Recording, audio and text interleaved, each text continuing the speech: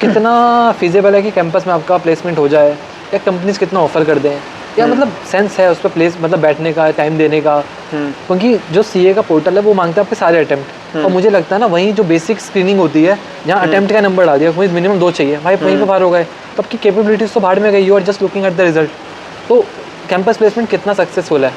I think campus को अगर हम सक्सेस या फिर अनसक्सेसफुल पॉइंट ऑफ व्यू से देखने के बजाय as a learning point of view देख सकते हैं, क्योंकि एज ए मतलब जो मीडियोकर स्टूडेंट्स हो गए, जैसे जो लोग सिंगल ग्रुप दे रहे हैं, जिनके मल्टीपल अटेम्प्ट्स लग रहे हैं, तो उनके लिए प्रोबेबिलिटी काफ़ी कम है कि कंपनी अच्छी कंपनी को इन्हें शॉर्टलिस्ट करे कैंपस में आके। सो दी ओनली ऑप्शन इज़ कि आप इनिशियली कैंपस में बैठिए, यू हैव लाइक 4 चांसेज, आप कम से कम 4 कंपनीज़ में आप शॉर्टलिस्ट होकर इंटरव्यू दे सकते हो।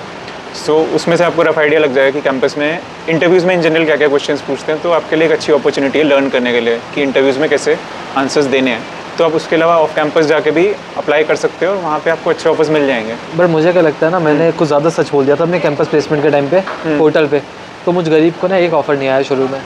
आई थिंक सेकंड राउंड में मुझे आया था EY GDS वगैरह 1-2 कंपनीज से आए, बट पता नहीं यार वो लोग शुरू में इतना ज़्यादा फिल्टर कर दिया कि मेरे को तो कंसीडर नहीं करा। बस तो एक TCS से आया था, 2 जेनपैक्ट थे and 1 was from EY GDS, वो भी स्टैट ऑडिट के लिए।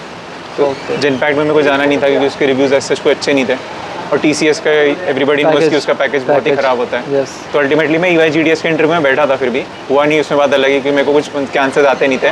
ये वही आदमी है दोस्तों, शुरू में नहीं हुआ, सारे बिग 4 फोड़ दिए इन्होंने।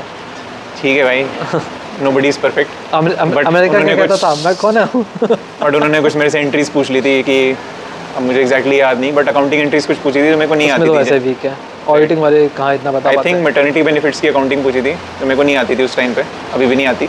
आई थिंक एम्प्लॉय बेनिफिट्स में जाता है उसकी entry, I think, I am not sure. मतलब काफ़ी सारी एंट्रीज पूछी थी उसने, बट मेरे को उसके आता नहीं था, तो अनफॉर्चुनेटली, नहीं फॉर्चुनेटली एक्चुअली।